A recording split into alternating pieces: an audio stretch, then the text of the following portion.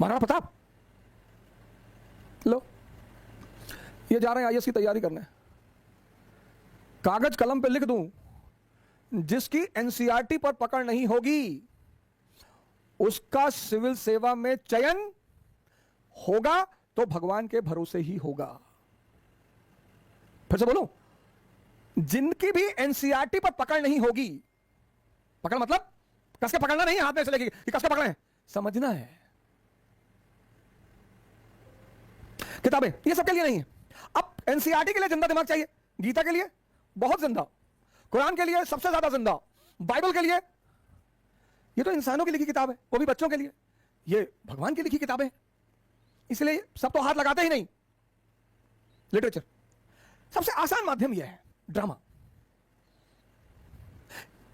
इसमें जिंदा दिमाग नहीं चाहिए, इसमें जो है ड्रामा में जिंदा दिमाग नहीं चाहिए, जिंदा मन नहीं चाहिए, मुर्दा भी चलेगा। बस ड्रामा जो है वो पब्लिक को बांध ले, बस कुछ ऐसा प्रेजेंटेशन, कुछ ऐसी एक्टिंग, कुछ ऐसी कहानी कि बस ऐसे बैठ के देखे। ड्रामा की सबसे खास बात यह है कि आम जनमानस को भी समझ में आता है, अनपढ़ को भी समझ में आता है, किताबों के साथ ये नहीं है।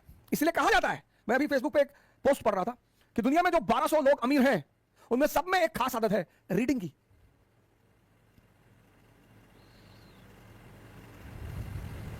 दुनिया में जो 1200 अमीर लोग हैं उनमें सब में जो एक खास आदत है वह है रीडिंग की, क्योंकि रीडिंग सिर्फ जिंदा दिमाग का काम है। ड्रामा कोई भी समझ सकता है, आम दिमाग, साधारण दिमाग, मुर्दा दिमाग। और कई कई बार तो ऐसा हुआ है कि एक एक मूवी को लोगों ने 50-50 बार देखा है। ऐसा किताबों के साथ नहीं हुआ होगा कि एक किताब को 50 बार पढ़ा, लोग कहते हैं अरे एक बार पढ़ लिया भैया, तो कितनी बार पढ़ोगे। लेकिन ऐसी बड़ी सारी मूवियां हैं जिनको लोगों ने असंख्य बार देखा है, रिकॉर्ड बनाया है।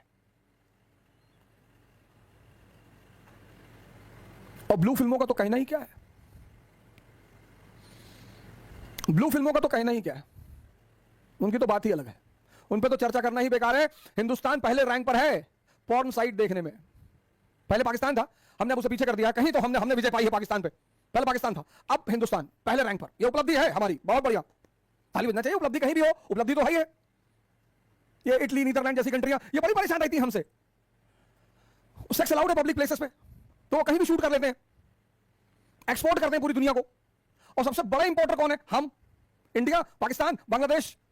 तो बेचारे बड़े परेशान होते, बड़े चिंता में पड़ते हैं कि यू मॉरल पीपल, सबसे ज्यादा आदर्शवादी लोग, तुम हिंदुस्तान में सेक्स पर बात पब्लिकली नहीं कर सकते। पब्लिकली करोगे तुरंत लोग नाराज हैं, बंद करिए सब, बदतमीजी कर रहे हैं। तुम हिंदुस्तान में अगर सेक्स शब्द चिल्ला दो तो 50 लोग पड़ जाएंगे तुझे। कहां नहीं, ऐसे ही चिल्ला रहे हैं। लेकिन अगर सेक्स पर तुम पब्लिकली बात करोगे लोग बहुत नाराज होंगे कि भाई साहब गंदी बात मत करिए, उल्टी सीधी बातें कर रहे हैं। और जितना ये देश सेक्स का विरोध कर रहा था ना, उतनी वीडियो देखो, फेसबुक की क्लिपिंग, सारी हदें पार कर दी हैं इस देश ने। वो किसका नतीजा है? दमन का। 70 से, मैं कई बार क्लास में मैंने पूछा कितने लोग ब्लू फिल्में देखे, कोई हाथ ही नहीं उठाता, मैं उठाता हूं फाइनली। अब कोई तो रिस्पांसिबिलिटी लेगा, भारत नंबर 1 पे है तो कोई तो देख रहा होगा भैया, किसी को तो जिम्मेदारी लेनी पड़ेगी नैतिक, तो हम ही ले लेते हैं भैया, हम देख रहे हैं, सब एक दूसरे को देखेंगे, हंसेंगे, मुस्कुराएंगे, सब नीचे कर लेंगे। इतनी हिम्मत नहीं है, इतनी हिम्मत नहीं, इतनी। और 70 से 80% लोग लैपटॉप, मोबाइल में एक सेपरेट फाइल है स्पेसिफिक नेम के साथ, महाभारत। खैर उस पर किसी दिन और चर्चा करेंगे। आज मैं इसकी बात कर रहा हूं, सिनेमा की। सबसे इजीएस्ट माध्यम यही ड्रामा, सिनेमा।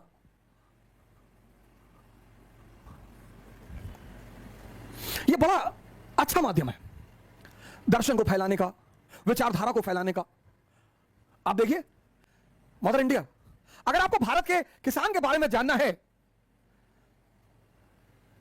भारत की कृषि के बारे में जानना है, कृषि की चुनौतियों के बारे में जानना है, महाजनी व्यवस्था को जानना है, किसान की चुनौतियों को जानना है, इससे बढ़िया कोई मूवी नहीं है। क्या मूवी है सर? पहले मूवीज, मैंने कहा ना, दर्शन। पहले के गाने देखिए, 1991 के पहले के गाने, मेरे देश की धरती सोना उगले उगले हीरे मोती। क्या है ये? First 5 year plan. First 5 year plan was based on what? Agriculture. पहला 5 ईयर प्लान किस पे बेस्ड? एग्रीकल्चर पे। मेरा जूता है जापानी, ये पतलून इंग्लिस्तानी, सर पे लाल टोपी रूसी, फिर भी दिल है हिंदुस्तानी। फॉरेन पॉलिसी ऑफ इंडिया, जूता है जापानी, टेक्नोलॉजिकल असिस्टेंस फ्रॉम जापान, ये पतलून इंग्लिस्तानी, मॉनेटरी हेल्प फ्रॉम ब्रिटेन। सिर पर लाल टोपी, रूसी, फॉरेन रिजर्व। रूस ने हमसे कहा कि तुम्हारे पास फॉरेन रिजर्व नहीं है, कोई बात नहीं, जो चीज तुम्हारी जरूरत है हमसे ले लो, इंडियन रुपी में। हमारा कुछ भी नहीं है, मेरा जूता है जापानी, है पतलून इंग्लिस्तानी, सर पर लाल टोपी रूसी, फिर भी दिल है हिंदुस्तानी। अपना कुछ भी नहीं है दिल को छोड़ के।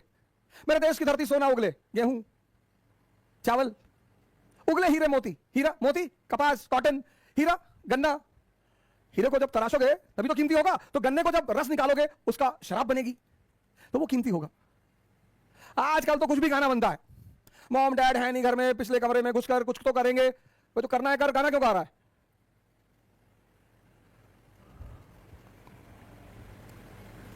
नमक हराम, राजेश खन्ना और अमिताभ बच्चन की मूवी आपने देखी होगी, Namak Haraam, workers union and its challenges, Prem Rog, condition of women in India, widow, condition of widows in India, Taare Zameen Par, wonderful movie, Three Idiot, जबरदस्त मूवी, जबरदस्त में ये सब पॉजिटिव एस्पेक्ट रहा सिनेमा का, क्योंकि बड़ा प्रभाव है सिनेमा का। किताबें जिंदा दिमाग से बात करती हैं, किताबें सबके लिए नहीं है, लेकिन मूवी का दायरा बड़ा है, सिनेमा का दायरा बड़ा है, इसमें दिमाग नहीं लगाना होता। इसलिए मूवी सिनेमा, आप अपने घर में बुजुर्ग लोगों से, अपने पिताजी से, अपने दादाजी से पूछेगा, 1970 के दशक में, 80 के दशक में सिनेमा देखने को एक सामाजिक बुराई मानी जाती थी। उसकी एक वजह है कि अगर आप ज्यादा सिनेमा देखेंगे तो ये सोचने देता नहीं, आपको सोचना कुछ है ही नहीं, तो जो लोग लगातार सिनेमा देखते रहेंगे उनका दिमाग मर जाएगा, फिर वो किताब नहीं पढ़ पाएंगे। क्यों? क्योंकि जब आप लगातार सिनेमा देखते रहेंगे तो आपकी जो सोचने की क्षमता है, कनेक्ट करने की क्षमता है, वो खत्म हो जाएगी। आपका दिमाग फिर सोचना नहीं चाहेगा, क्या यार डॉक्यूमेंट्री देख लो, मूवी देख लो यार, पढ़ने की क्या जरूरत है? पढ़ने में दिमाग लगेगा। जब किताब पढ़ोगे ना तो पहली लाइन को दूसरी लाइन से जोड़ना पड़ेगा, एक पैराग्राफ पढ़ने के बाद सोचना पड़ेगा। आजकल के लड़के कैसे पढ़ते हैं? अंडरलाइन करके, पेंसिल उठालिए बस अंडरलाइन, अंदर चल रहा है, अंदर यहां अपना पुरानी गाथा चल रही है कि बबलू ने एक बार हमको पेन मांगने पर नहीं दिया था, और सुनीता को मैंने प्रपोज किया, मुझसे बोली नहीं, और दिव्या ने मुझको क्लास में तमाचा मार दिया था। ये सब यहां चल रहा है, और अंडरलाइन कर रहे हैं, और किताब चिल्ला चिल्ला के कह रही भाई साहब सुन लीजिए, बोले बाद में सुनेंगे, भैया भैया मैंने बाद में सुनेंगे। आजकल का लड़का अंडरलाइन बहुत करता है क्योंकि उसमें सुविधा बहुत है। अंडरलाइन करने से एक बात फील होती है कि मैं पढ़ रहा हूं। बहुत लोगों को मैंने देखा पूरा किताब ही अंडरलाइन कर रखा है। एक साहब मेरे पास एनसीईआरटी लेकर आए, तो मैंने जब एनसीईआरटी खोली उसमें 3-4 कलर था। पहली बार ब्लू कलर से अंडरलाइन किया, फिर रेड कलर से, फिर ब्लैक कलर से। हमने कहा सीमेंट ले आए होते। कहा क्यों? हमने कहा डाल देते इसके ऊपर।